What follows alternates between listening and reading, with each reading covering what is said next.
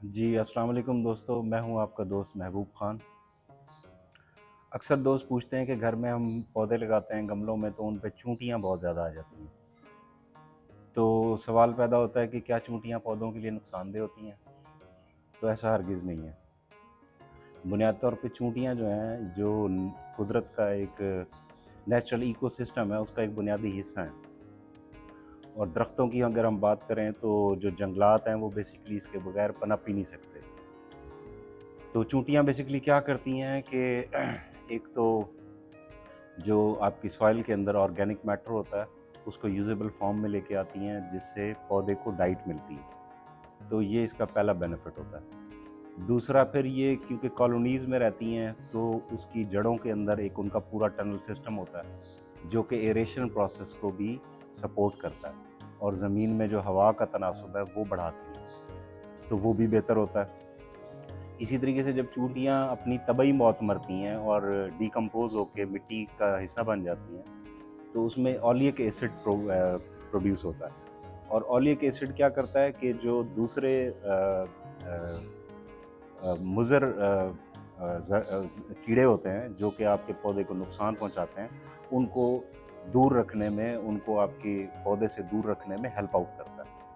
तो कहने का मतलब ये है कि चूंटियाँ हरगिज़ आपके पौधों के लिए, आपके दरख्तों के लिए नुकसानदेह नहीं होती। लेकिन बाज़ दफ़ा क्या होता है कि आपने क्योंकि घर में अ, साफ़-सुथरी जगह पर गमले रखे होते हैं, तो आप चाहते हैं कि सफाई हो, या बाज़ दफ़ा ऐसा होता है कि आपको आपकी तबीयत ऐसी होती है, नफ़ीस तबीयत होती है कि आपको वो चूंटियाँ देख के आपको इरिटेशन होती है।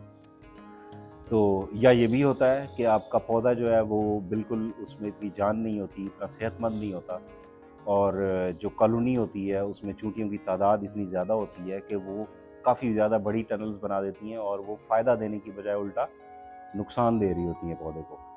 तो उससे क्या होता है कि अल्टीमेटली आपके पौधे के मर जाने का अंदेशा होता है।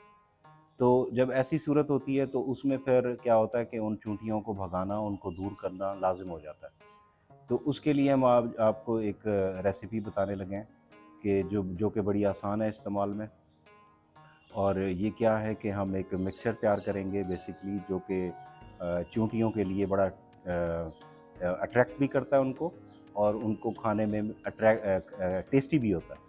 तो वो क्या होगा कि वो चूंटियाँ उस महलूल पर आएँगी, वो चूंटियाँ खाएँगी, अपने साथ लेके जाएँगी, वो पूरी कॉलोनी वो डाइट खाएगी, और जो उनकी मलका होती है उसके लिए भी वो डाइट जाएगी। तो होगा क्या कि वो जो डाइट होगी वो सारी चूंटियाँ खा लेंगी, और वो बेसिकली क्योंकि एक ज़हर है, तो वो उससे फिर वो पूरी की पूरी कॉलोनी जो है ना, वो सारी की सारी उससे मर जाएगी, और वो पौधा आपका जो है ना, दोबारा बेहतर फॉर्म में आ जाएगा। तो बताते हैं आपको कि वो आपने महलूल कैसे तैयार करना है।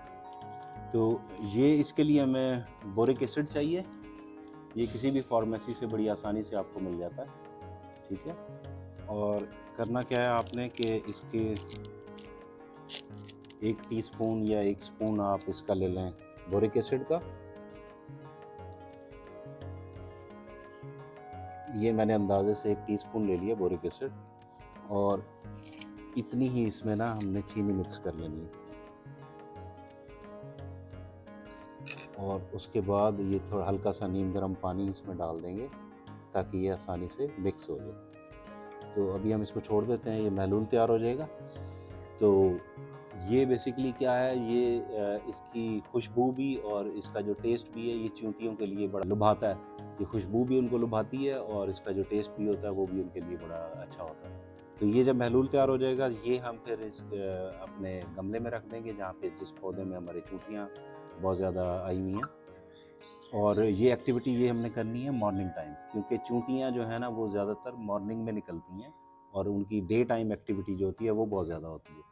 तो सुबह यानी फजर के बाद अगर आप ये रखेंगे, तो क्या होगा कि चूंटियों को भूख लगी होगी, वो निकलेंगी, वो आके इसको खाएंगी। तो कुछ देर बाद आप देखेंगे कि वो सारी चूंटियाँ इस पे पलट पड़ेंगी, और उसके बाद ये सब खा के वापस अपनी कॉलोनी में जाएंगी। और वो ज़ाहिर है, क्योंकि ये कॉलोनीज़ की शक्ल में रहती हैं, तो जो इनकी मलका होती है उसके लिए भी ये डाइट जाएगी। तो ये उसके समेत ये सब लोग खा लेंगे। तो देखेंगे कि एक ही दिन में ये तकरीबन तमाम चूंटियाँ जो है ना, डिस्पोज ऑफ हो जाएगी। तो ये हमारा महलूल तैयार हो गया। अब हम इसको अपने प्लांट में रख देंगे इस तरीके से।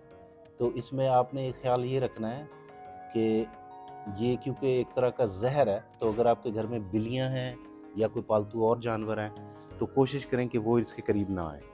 क्यों? क्योंकि अगर वो इसको कंज्यूम करेंगे तो उनके लिए ये डेंजरस है। ठीक है? और ये मॉर्निंग टाइम आपने रखना है और इंशाल्लाह विद इन 24 आवर्स आपको बेहतर रिजल्ट देखने को मिलेगा। Thank you.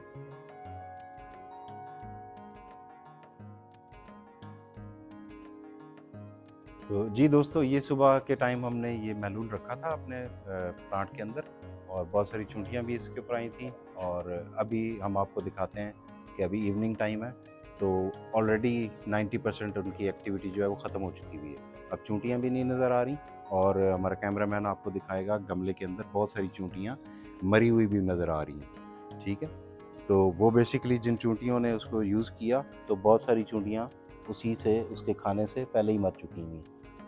तो बाकी जो रही सही हैं वो भी एक आध दिन में ख़त्म हो जाएंगी और पौधा आपका दोबारा रूबसेहत हो जाएगा। उम्मीद है आपको ये वीडियो पसंद आई होगी। अगर पसंद आई हो तो लाइक, शेयर, कमेंट ज़रूर कीजिए और चैनल को भी सब्सक्राइब कीजिए।